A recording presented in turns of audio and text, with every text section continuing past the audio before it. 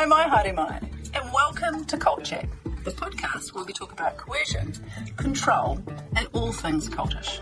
I'm Dr. Caroline Ansley. I'm a medical doctor. As a child, I lived at the Centrepoint community, a notorious cult in New Zealand, and now I run a website that advocates for the former children of the community. I'm Liz Gregory, and I run the Gloriavale Leavers Support Trust, and I'm privileged to walk alongside people after leaving this group as they embark on their new lives. And I'm Lindy Jacob. I'm a former member of the Exclusive Brethren, and I'm part of the Olive Leaf Network, a new initiative in Aotearoa to support leavers of high-demand religious groups.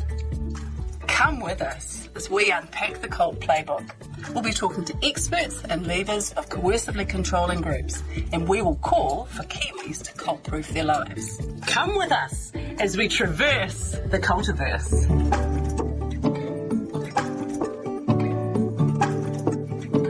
A warning, this podcast contains references to subjects and discussions which may be difficult for some people to hear.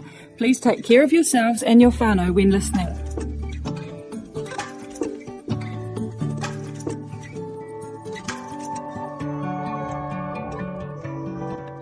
Kia ora and welcome to Cult Chat.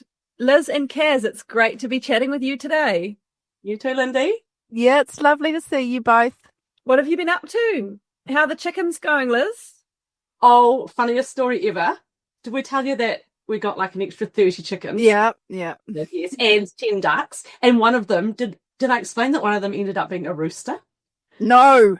And we're really not allowed roosters on our property. We're not quite, rural enough, and we have other neighbours, and roosters can call to each other, and so we have a little bit of a neighbourhood chat group, and someone said, oh, I think there's some roosters, chatting to each other across the paddocks.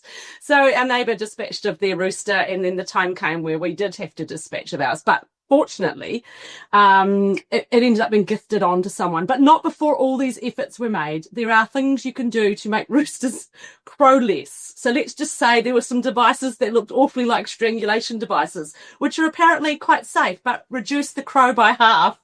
Anyway. Never heard of this. Neither had I. Suffice to say, after a week or two or three, it was very clear that that wasn't working, so it's a new home. So that's okay. 2 weeks ago, the rooster disappeared. Well, just yesterday, or the day before, my lovely husband was out feeding his chickens, as he diligently does, and he saw a little, chicken there, looked like it wasn't really heading back into where it should to roost for the night, and he said, oh, what are you doing, dear? You look like you're having a dust bath. And this chicken stood up and out came 10 little black balls of fluff. Oh, how gorgeous. She'd produced. And then we're like, well, where? We collect the eggs every day. But she'd had this special little secret hiding place outside of the main sort of long coop area, tucked in around the hedge. And she'd been sitting on these things for, days and days and days, unnoticed.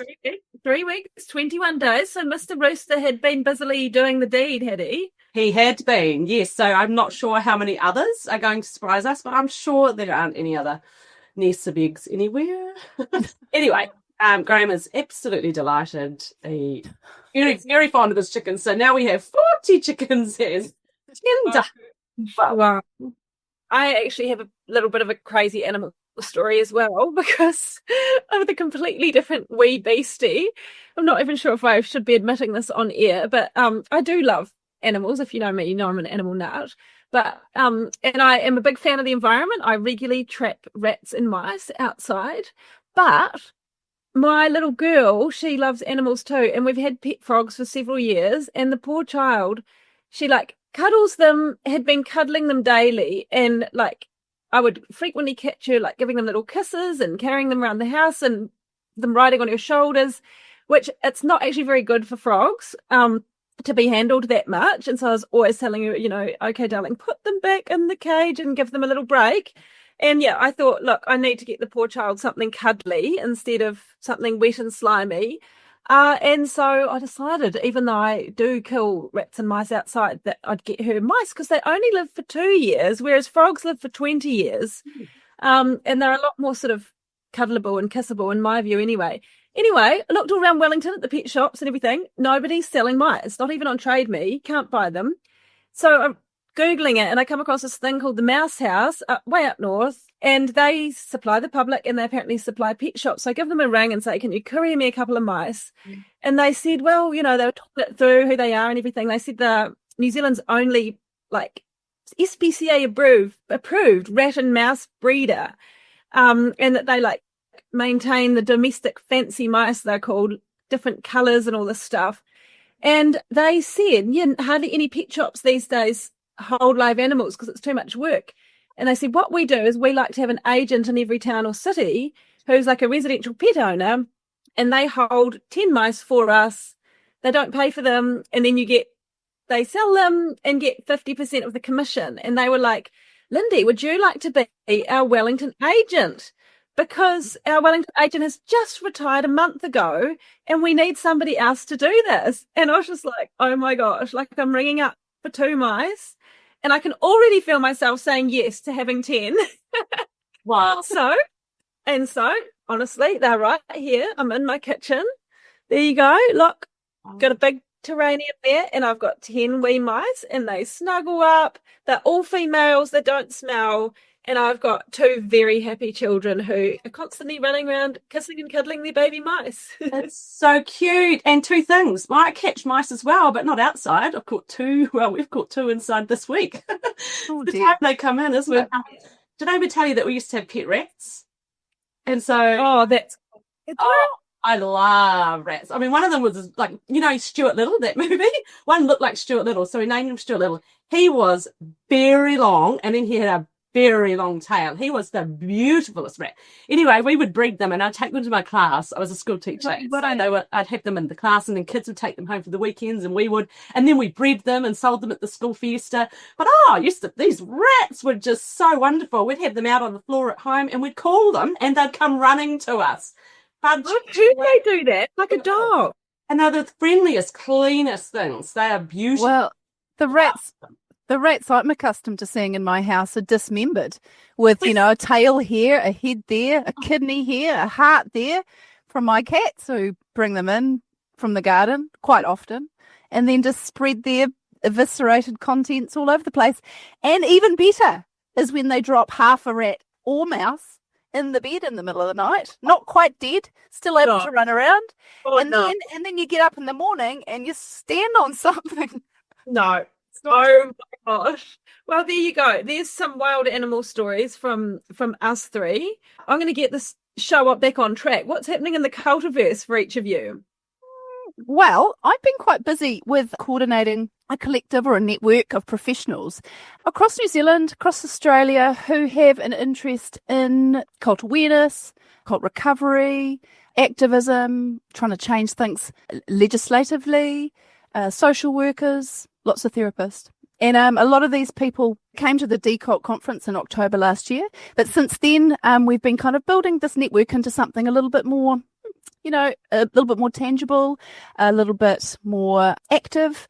And we've been meeting regularly, kind of monthly, sometimes on we did a talk on the charity services about a month ago, and Liz presented about the Gloriavale's experience with the charity services. And just last week we had a fabulous conversation with a group of therapists who are all working to improve their skills. And it was a pretty exciting conversation to kind of get this group of people together, many of whom who did Chili Jenkinson's training at the end of last year, either the long 5 days, was it, or just the 2 days? So some degree of that. And it's exciting to think that we might have a growing body of cult-informed, specialised therapists, counsellors, psychotherapists, clinical psychologists growing across New Zealand, and that we've just sort of launched that, and there's going to be more to come. So, Kaz, you're saying that you run a monthly network catch-up for people, professionals primarily from any field, who are interested in upskilling with culty, group coercive control stuff, and then you kind of saying you pick different topics, or Yeah, and we're just sort of like rolling with it, really. The purpose is to build connection and community. This is a new area, it's a new sphere. And for many of the professionals across New Zealand, some of whom are not actually professionals, it's also got quite a few advocates and activists within the group, former survivors, who are doing a lot of work in New Zealand to bring this stuff to the attention of the media, the attention of the public. And so it's sort of a diverse network, really. And yeah, like, I think enormous stuff happens when people start to connect. Oh. Enormous stuff happens. And I'm seeing all these fabulous connections happening. And when you start to connect and you find someone who's passionate about the topic that you're passionate about, wow, fireworks can happen, activism, change. Yeah. So like just I mean, the number of connections I have formed that have then lit a spark, it's been very exciting. We need a network, a professional network that then can go on to gain influence, end up in different pockets around New Zealand that bring about change. Well, you know, I remember back a couple of years ago, it must be now, when the three of us first connected and began talking about something like culture on the back of a napkin at a cafe, quite literally.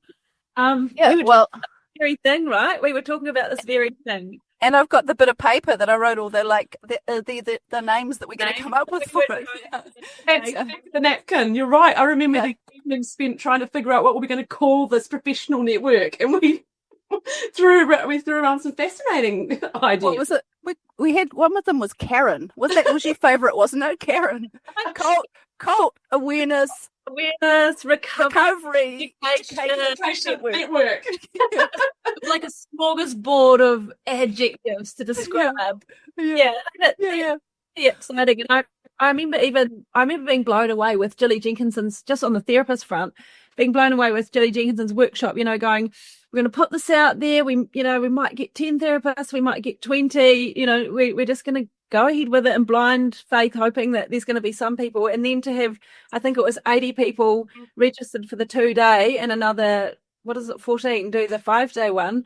And I remember that a very similar sense in the room as all these people, and many of them had flown from around New Zealand, going, yes, this is a thing. Yes, I have clients with this. You know, my gosh, I've been looking for upskilling in this area, and then them talking to each other as well and comparing notes and stuff, obviously confidentially with regards to their clients around how do we work with this issue. And as you say, it just shows like there are people struggling in this area to provide the right support. And so the fact that you're providing a platform for them to connect is such a win, Kaz. That's amazing. Hard work. It's hard. It's isolating. There's not a lot of resources out there. And the people who come, they're hurt in so many different ways. And what is being told to me by survivors is therapists are often missing the fact that this history in this group is not just kind of important, but like critical. It is the work to do. It's not something to be brushed off the table and to focus instead on mum and dad and what they were like when you were a kid. It's actually the work, and rebuilding identity and sense of self and agency and decision making, all this sort of stuff, or building it if it was never there in the first place, is actually the work. And so therapists are still kind of, so there'll be some very experienced therapists on this topic in the country, but there's not enough of them for the need. So there are a lot of people who are sort of finding their feet and learning their skills. And when you get a network working together, wow, it's powerful. Right. You know, like learning from one another, presenting research to one another.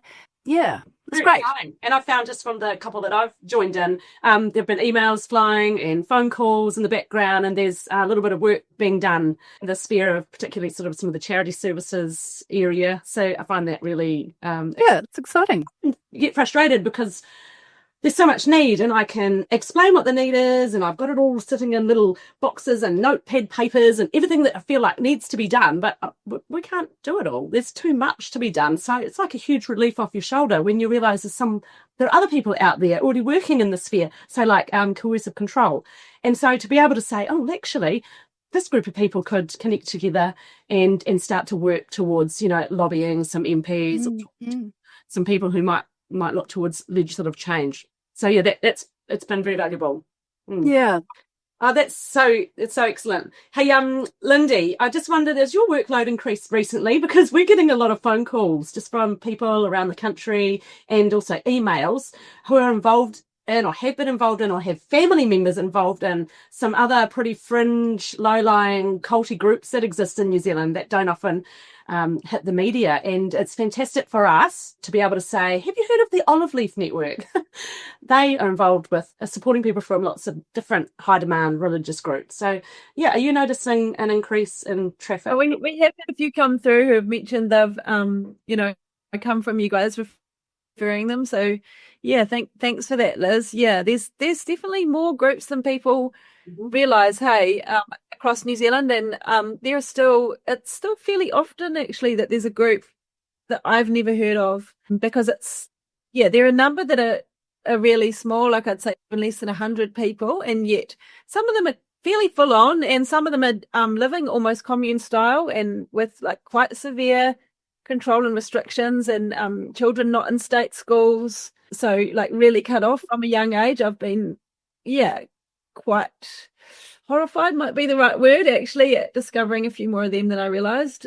Yeah. Are they groups that we've talked about before, or are they new groups that we wouldn't know about? Some of them are groups that they're really under the radar.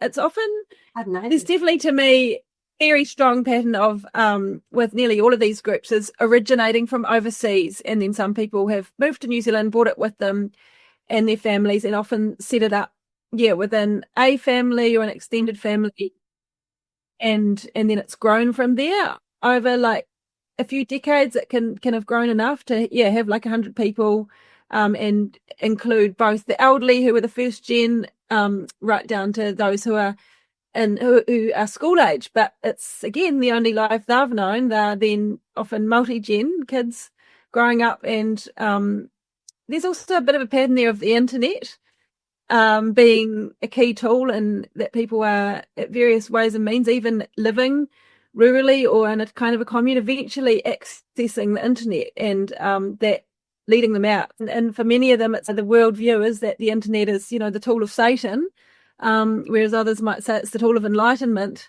or so, it's, Can you tell us how the Olive Leaf Network helps? Let's say someone emails your organisation and says, help, I've got a family member, or myself, I'm thinking of leaving.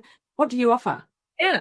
Well, we are, as the name suggests, network. We're primarily about networking to help people to find the right resources and the right people to help them, because we find that the needs are so incredibly varied that you can't be really prescriptive. Like, the first thing that we do is have that initial kind of assessment conversation, which can often take a bit of time, trying to establish exactly what's going on for the person, what their needs are, and especially if somebody's calling about a family member or somebody else who they're concerned about as well, then it can get a wee bit more complicated.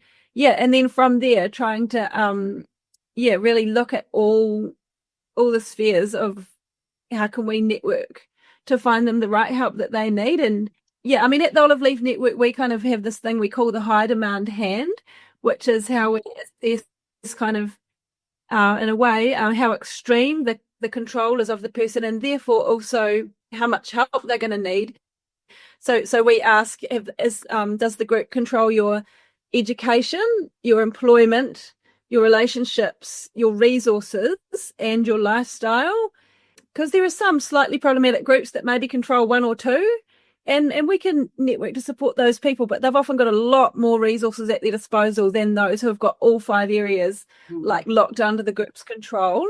And so often we then use that hand as well to kind of go through with a person and go like, okay, in each of these 5 areas, who can we connect you with for support, depending where they're at too, because some people have been out for 10 years and they contact us and they're looking for a completely different thing than, the 18-year-old female who's been educated under the group system and has never had employment or lived outside a group environment. So primarily networking to connect people with. We don't do that support ourselves.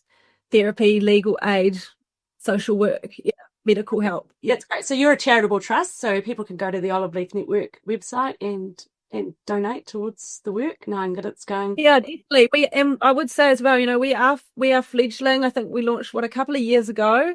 We have done hundreds and hundreds of hours voluntarily because it's so hard to access funding to even run the basic stuff like a website, let alone pay somebody a wage. Yeah, last year I was paid for, I think, 6 months, and that was the only pay I've received for olive leaf so far. So it is a challenge to work in this space, like a lot of advocacy kind of work.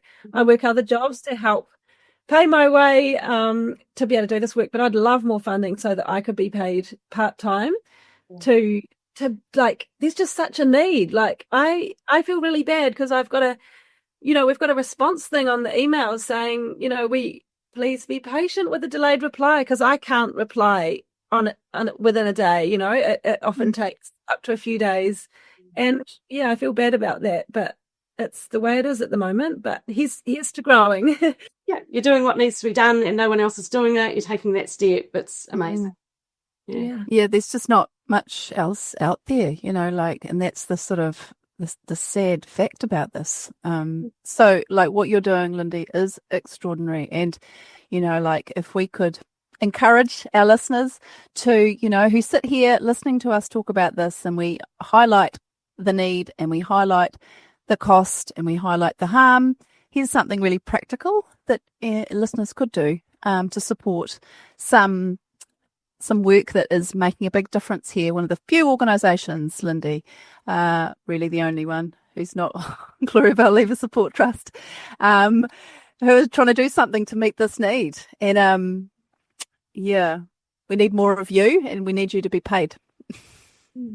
We do have some exciting plans and stuff, like, quite aside from finances, if there are people who really want to provide some more of that kind of support for leavers, we've got some stuff that's sort of been sitting in the wings, just waiting for a bit more time and finances to get it launched, but around training volunteers, because we often do have people say, I would like to support people, but we quickly discovered that you can't just kind of throw a vulnerable former member in with anybody to support them, that person does need some basic level training just around even noticing things like how a person's mental health might be, or how to spot if there's suicidality, or just around being safe and sensible with maintaining really good boundaries themselves, as well as teaching the former member really good boundaries.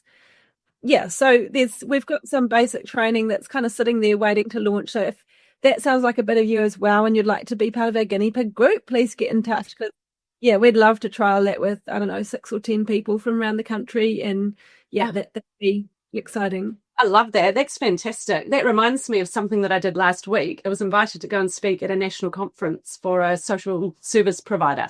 And it was incredible to go there. And I took a former member, someone who left Gloriavale, a more recent leaver, someone who'd not actually ever spoken out before. And they had reached out to me and said, Liz, do you ever get opportunities where you need leavers to come and speak to others to help train them about what it's like to leave Gloriavale and how they can support people? And I said, well, would you believe it? I've got one happening next week. Like, is it too soon for you?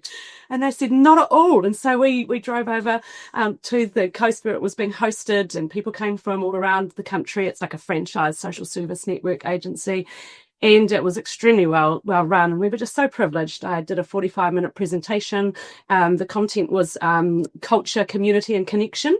And I really spoke about, if you want to be someone who can support a former cult member, you need to understand what cult culture is first. And that's the big, high level, pretty much all the stuff that most cults they have a cult culture.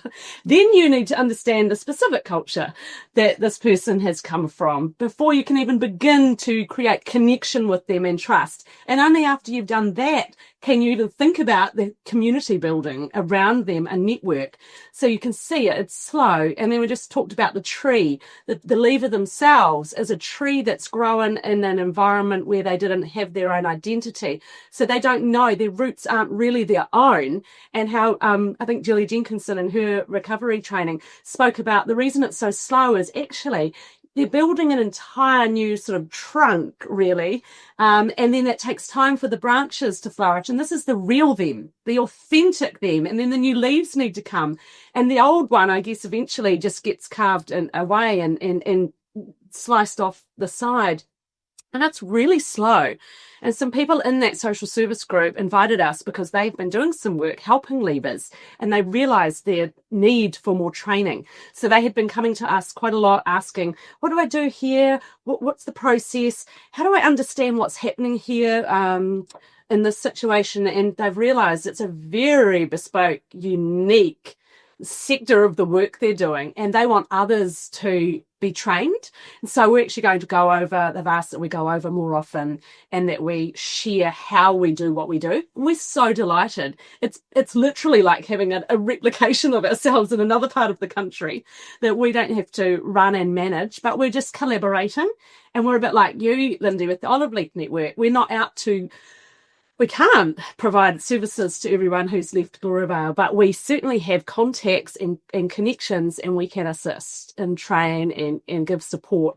And so we're pretty delighted. And let's just say that the feedback from the conference, so I did the presentation part for about 40 minutes, and then I had the former member sitting up on a stage with myself and a support worker, and there was a 45-minute Q&A from the audience. And I mean, the feedback from the participants, the organisers, was literally like, I have been to so many conferences I can't tell you, but that is going to remain in my mind forever. Everyone was talking about it, how impactful it is when you take someone who's had personal experience and share it with a group. How important. That's what it is. Oh, go Gloriavale Leavers Support Trust, another amazing charity doing incredible work, as Liz has said, not only with direct support of former members, but helping to educate wider society and professionals about this niche area of need. And they can do the work because there's still 550 people in there, and I believe they will eventually all leave. And that means there's ongoing support needed. And how can you pre-prepare people for leaving? That's something else that we're really thinking about. Wouldn't it be great if people in Gloriavale know that they're not going to be there long term, that they're able to get their hands on what is needed to pre-prepare themselves to go and seek a life out here? And that really reminds me of a newspaper article that came out last week on Gloriavale, and it was relation to their charitable trust. And it noted that they have found a new bank. And so BNZ dumped them, but they found a new group to bank with, and so that sort of drama is over for them. But they have got almost $1 million deficit from their charitable trust, and their CEO Phil Jameson was just speaking to the newspaper, so I learned quite a lot from there. And interestingly, he said the trust has understandably faced and is facing significant challenges stemming from external concerns, primarily relating to historical issues within the Gloriavale community. This bit's interesting. It is hoped that in the coming year, some closure can be reached with all the stakeholders concerned. Yeah, I think they mean hopefully they'll just all shut up and go away. Well, they're not. So I'm kind of confused because, like, there's a human rights trial coming, there's the slavery proceedings. I'm like, there's years. And I don't know what they mean by some closure can be reached. I mean, they're talking about some of the plaintiffs from the employment court who, have filed to have their, back pay. I mean, are they intending to pay that? I think that these groups that, you look at the the interview lines that they, their spokespeople give, and they're clearly paying some pretty darn good PR agencies to help them write these slimy words, to be honest. The CEO is an external CEO who was put in that role from a court case, from a former member who wanted to see better leadership and management at Gloriavale. And so this person has, in many ways, sort of kept the blood pumping through Gloriavale's veins. That's why they still have oxygen. But interesting, he also noted that he was working on a plan to move all the workers of the trust's businesses to an employment model from a contractor model following the employment court ruling. And I'm sitting there going, well, I sat through every day of the employment court hearings, and they all insisted, Gloriavale, that they could never move to an employment model. It was completely against their religious and spiritual beliefs, and they would never do it. Oh, wait on a minute. I mean, they've preached that for all those decades. It has been the greatest sin in the world, and now they're apparently moving the trust businesses to an employment model. Yep. So, you know, like all of the things that people held dear to in Gloriavale, like they were going to vaccinate, but they did when COVID came because they didn't want us to close their schools. They were never going to not smack, and they were never going to take the child number free registration for education. Well, then they were going to lose millions, so they caved over that. And honestly, they've just caved and caved and caved and caved. And I don't really know anymore what to believe about when they say this is our hill and we'll die on it, because I don't believe them. It's so similar with stories that I've heard from other groups. Yeah, because it's increasingly hard often for these groups to maintain some of the, to be frank, bizarre beliefs or traditions that are often hangovers from the 19th century, to keep maintaining them in a modern day and age. And with, you know, the way business and finance and everything else runs, or with, things like COVID-19 that no one could have possibly planned for. You know, some beliefs and practices from the 19th century are not going to fit sometimes with these things. And so, I mean, in some ways it's good that they are going to adapt. And at the same time, incredibly hard for current members and former members to suddenly discover that, this we were never, ever allowed. I mean, I personally can remember hearing Bruce Hales, the leader of the Plymouth Brethren Christian Church, or the Exclusive Brethren, shouting in a meeting, in a large, conference meeting, we will never, ever, ever have fax machines. And I think it was within 4 or 5 years that we were allowed fax machines all of a sudden. But to be fair, we did have to hide them in cupboards. They were not allowed to be publicly seen, and they were only allowed at workplaces. So we used to have to crawl under the stairs and into the understair cupboard, to post our faxes secretively every time we did that. And anyway, that's just we used to say in the Brethren that they used to say, well, the Lord has turned a corner. That was how they justified it. They'd say, well, the Lord has turned a corner. And so we used to say, man, the Lord must be so dizzy. He must be turning in circles. That's so funny. You'll never believe who knocked on my door this afternoon. No, a Brethren. Jehovah Witnesses. And of course, I didn't really have time. And I said, I would love to engage with you. They've been to your house before. I know. And so I did this. I thought they were never going to come back, because last time it was the first time we ever did a Cult Chat episode. And I said, I'm on air at 1 p.m, like in 5 minutes. And I really want to hear our first episode.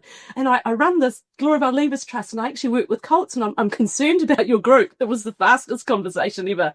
And I just sent them away and said, maybe you'd like to listen while you're doing your rounds. Anyway, today they turned up, and I really didn't have time to talk. But of course, I just couldn't help myself to say that I had some concerns around shunning and the psychological impacts of it.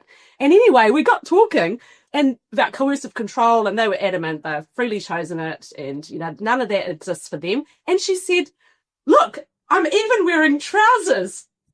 I was just going to ask that. I had a giggle. They're not trousers, Liz. They were flops. Slacks. They were slacks that looked, but she said, look, as if to say we've changed. And I said, oh, yes, well, of course, you've made some modifications. There's been a lot of pressure lately on particular groups. And she said, oh, well, we've had new light. That's what they call it, new light. I said, oh, yes, I know how new light occurs. I said, new light occurs when you've got external scrutiny coming on you. And there's no pressure happening. And I just mentioned Norway and the research that I've been looking into. And and I said, I honestly don't have time. Anyway, they're very keen to come and have a chat with us. And so I'm sure that at some point we'll just encourage them to go and listen to Cult Chat, and we'd have some interesting things. And did you point them to Andre Jackson's episodes with us? Yeah, it's like, for anyone who is interested in hearing about a bit more about the J-Dubs, we have done a few episodes on whether or not there are issues in the JWs or not. So anyway, and I just said my husband would also love to come and chat, but look, he's heading out to a meeting, and so there are so many issues that we could talk about. Anyway, oh, well, keep your work up there, Liz. Good on you. You're never resting, are you? New light. That's the word, new light. So Gloriavale has some new light, and you know what? How wonderful that the people inside are going to be employed and paid and have bank accounts and feel like it's theirs. And they may obviously gift it off, because you still can't really remain and stay there and be loyal without paying your dues to them. But how wonderful that some people will keep that money and some will understand what it feels like to be rewarded in pay for your work, which is very biblical principle. So Gloriavale really should be taking note of that. Work is worth his wages. Wow. Excellent. So I wanted to talk a little bit, moving on, about the Montreal conference that's coming up, the International Cultic Studies Association conference, just to highlight that we'll have a few people going from New Zealand to this annual conference, which we're talking about all the time on Cult Chat because it had a big impact on us, last year's one in Barcelona. But I am not going with Liz and Graham this year, sadly, and Lindy is still not coming, unfortunately. But I will be tagging along with Maria Esguerra, who we had last week or the week before on Cult Chat, and her wonderful husband. And we're going to be really enjoying learning from some international experts, hearing new research, catching up with some of the people we saw last time round. Enjoying the connection and the camaraderie and growing in knowledge. I'm really looking forward to hearing about new research, and particularly now that I'm also, because I seem to be doing a lot of groups these days, running a research group as well as all the other things I'm doing right now. So we've got a group here in New Zealand of about 10 to 15, either extremely experienced researchers or fledgling, somewhere in between, who are meeting regularly to talk about how we in New Zealand can get more evidence. And there's also some Australians in the group as well. So it's a kind of Australia, New Zealand, this bottom part of the world, how we can actually turn what we are sensing and feeling and knowing into some actual concrete facts. Brilliant. Yeah. So that, cool. Essence, you need evidence. You need evidence of harm. Really important. Yeah, we need it. Like, and when you were talking earlier, Lindy, about these people who are ringing you up and you're hearing about these new groups, and there's this group here that's been here for a few generations with 100 people, and this cloistered one over here that you'd never heard of before. I'm just sitting here the whole time thinking, we just need evidence of that. We need something concrete to take to legislators, to people who have power, to people who hold the purse strings, to actually go, this is real. Mm-hmm. It exists here. And we need the research. So that's exciting. It's exciting to be developing a homegrown version here, and some of us are going over to Montreal, and I'll be presenting at the conference. Hopefully people come and listen. Oh, well, if it's anything like the Decult conference, there weren't enough seats in the room and people like me got blocked out. Could you not get in? Oh. But what's amazing is, even though I can't go this year, and I would desperately love to, but I can't this year, it is online. And so actually anyone can sign up. That's right. So there may be people listening out there today. So ICSA, get online, check them out. International Cultic Studies Association. They are a group worth joining up with. They send out emails, there's links to research. I've found it extremely helpful. It's like having professional development on steroids.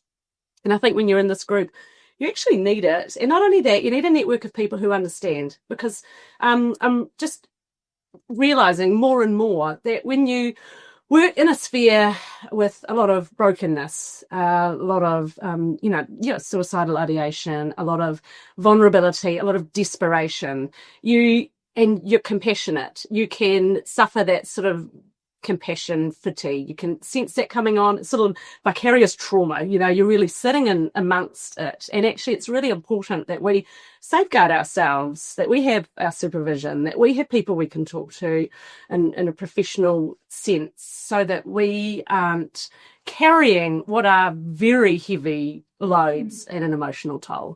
And, it's some of the professional work there.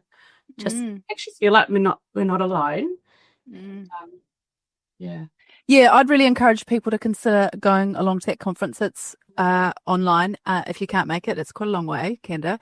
So online is definitely an option. It's I think it's the 2nd to the 5th of July, like Wednesday, Thursday, Friday, Saturday. It's 4 days, or maybe the workshops are the first day, so maybe it's the Thursday, Friday, Saturday.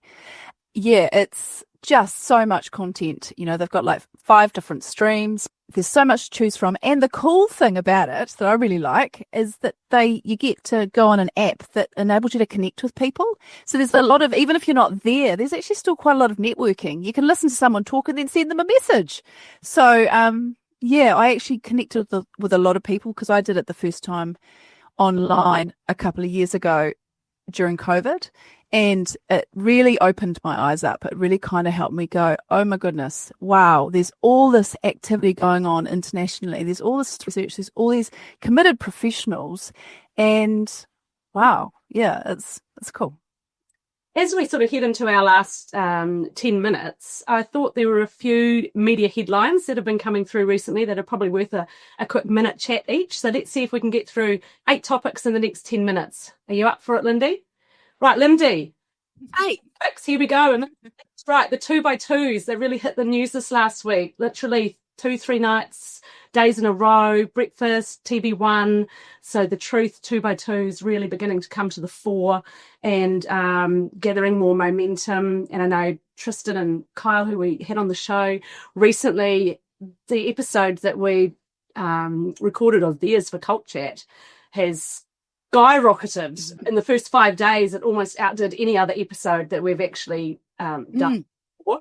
So huge interest. Lindy, did you manage to connect in with anything there? And what are your feelings coming from a group that has some similarities?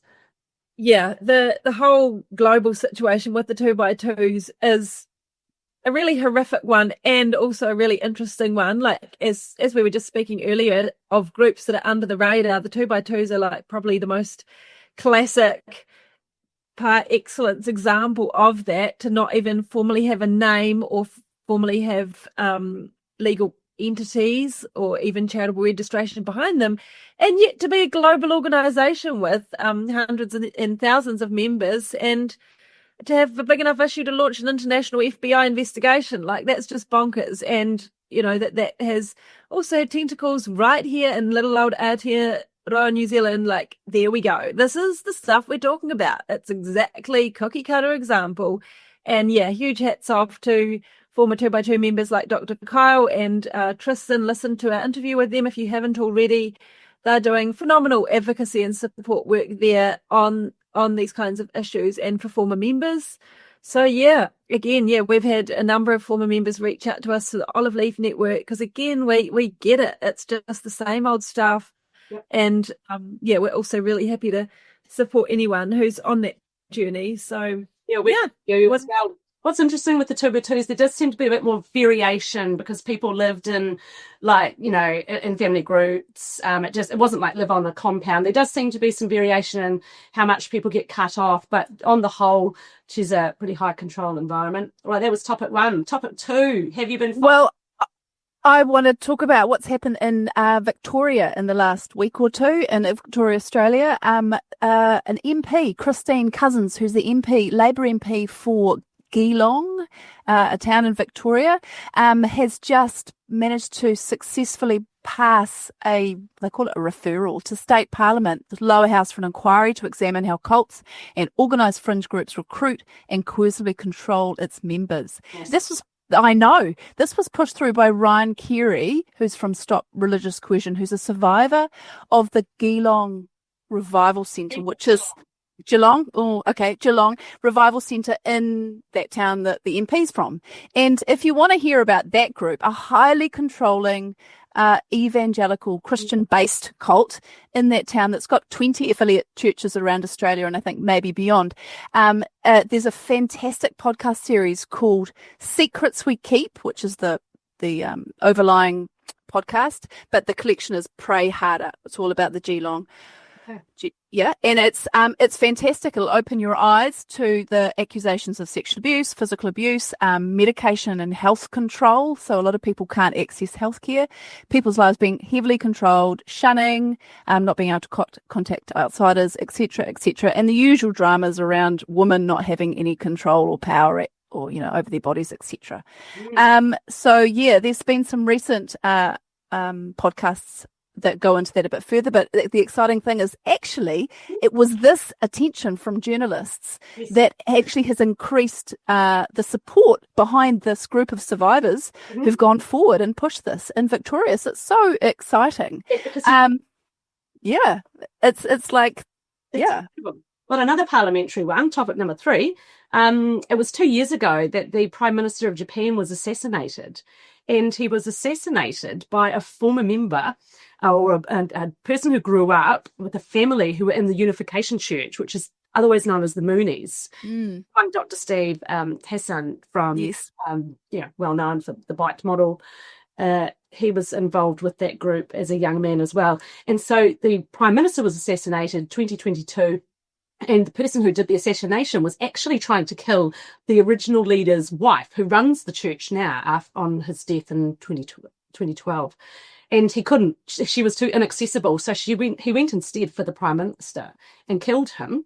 It's tragic, and it's because of his links to the Unification Church. So he was trying to make a political statement about the danger of the Moonies and the impact it's had on tens of thousands of people in Japan. Interestingly, it's a South Korean cult, so there's quite a bit of guilt where Japanese do.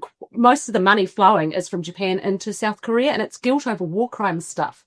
Anyway, the point of the story is the government has decided to dissolve all the charitable entities, strip the charitable status, and dissolve and liquidate all the assets for this particular group, church, the Unification Church in Japan.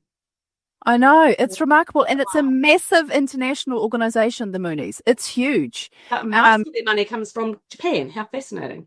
Interesting. Wow, that's a massive move on behalf of the government to do that. If people don't remember who the Moonies are, you probably would have seen pictures of the famous wedding where, hundreds or thousands of people all got married on the same day and wore the same clothes. So they're, Anyway, so there you go. Number 3. Anyone got a number 4? Oh, I wanted to just mention the conviction of the small group called the Saints in Toowoomba for the death of Elizabeth Strews. When did the conviction come through? A month or 2 ago? So basically, it's a small culty group called the Saints, which has got just a few families. It's a really small group.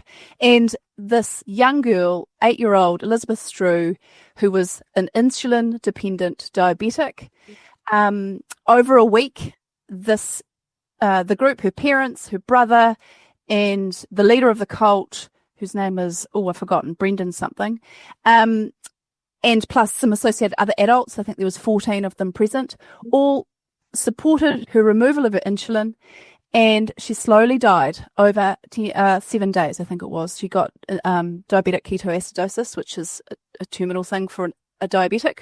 No insulin leads to death pretty quickly. She died painful and a horrible death. And they all were praying over her. They were singing. They all utterly believed that she was going to be healed of this, but she didn't. She died. And this is a group that has a anti-medicine ethos.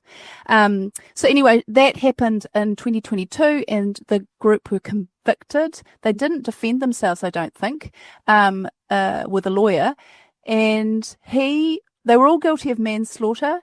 The leader and the father had a worse. Both the leader got 13 years and her parents got 14, and then the other people involved got sort of lesser, sort of 6, 5. Those kinds of years. Yeah. You were in that group and you're just a naive believer in the group and you joined those pre-meetings and you were there as a participant, but it's not like even if you thought she should be on medication that you just speak up against the leader because you're under control and coercion as well. And now they're serving like time. Yep, exactly. And that's the thing that is really quite shocking. I mean, it's good to see there is a difference between the leader and the ones who had more authority, the parents. But even then, they were being controlled by this leader, who really, you listen to some of the court testimonies, and this man is without morality. Like he is a bad guy, and the family actually They believed that she was going to come back to life. But anyway, so the interesting thing is for me in noting that 6 of the defendants were under 30. And this group has been running for some time. So they were born and raised, or at least raised, so they'd grown up, second generation, indoctrinated, yet they still ended up not understanding what they were doing, 6 to 7 years in jail. So It's And in that time, they'll like to have an opportunity to have some deprogramming if they allow it. yeah. So thanks for sharing that. Lindy, do we have a topic? Oh, it's not a news article, but I do really encourage people to check out the Religious Trauma Collective if you haven't checked them out. They launched just towards the end of last year in Australia, and their desire is to be serving the kind of Trans-Tasman region. As the name suggests, they are people, primarily professionals, who are really interested in this and understanding what's called religious trauma and kind of spiritual abuse is another very similar phrase with similar meaning, and trauma caused in religious based contexts. So very relevant to the culty sphere. Not all cults are explicitly religious, but many of them do use spirituality or religion as an added layer to achieve their control over members. And they are doing an online event mid-year, which will be of great interest to, again, any professionals or researchers in this space, particularly therapists or people who are doing support work with former members, and also former members themselves. Will apparently it's geared towards them as well. Yeah, so there will be one panel there with a bunch of us talking about religious trauma in the kind of culty space. Right. So again, if you're particularly interested in that area, do grab a ticket and hop online, and you'll see Kaz and I on there as well. Yeah. So the website is www.theriligiostraumacollective.com, and I reckon you can find details about the event somewhere on that page. Yeah, on their social media. They've got a bit of a social media presence as well where they communicate actively. So do check that out. Again, it's just great to see awareness growing around this kind of space. Yeah, so much happening in this space, isn't there? All right, so number 7, I have just finished reading Theophila Pratt's book, Unveiled, A Story of Surviving Gloriavale. And it is such a compelling story. She's done an exceptional job of laying the groundwork of just understanding the history of Gloriavale, the day-to-day life, from what leaders have told me about their life in Gloriavale and what Theo wrote. I just found it really authentic. Yeah, really interesting. So I encourage people to read Theo's book and to look ahead to our episode where Theo will be joining us for a discussion on what it looks like to leave. So that book is Unveiled. I can't wait to meet Theo, and it's going to be very exciting to have her on the show and her to tell us about the experience of leaving and also writing the book. It's going to be wonderful. Now I seem to be the timekeeper here, and I've got number 8. I don't know if any of you have got a number 8. No. Am I going to do 8, 9 and 10, am I? I'm not sure what 9 and 10 are. Number 8, worthwhile looking at a recent newspaper article about Gloriavale. It was about the census, and Gloriavale has its own census area. And so when they did the census count last, March or whenever they do it, it takes a while for the results to come out. And there was a newspaper article, and their median personal income was $19,500, so just under the working for families limits, so that they're maximising all of those. It talked about it looked like a reduced number of people living on site, but that's because around 130 people who belong to Glorabel aren't actually living on the main hostel site presently. They might be at the New Brunner or up at the farms, or some are on bail, some are in prison. So there's actually numbers of them that weren't captured in the census, and it looked like they'd lost members. I mean, they had.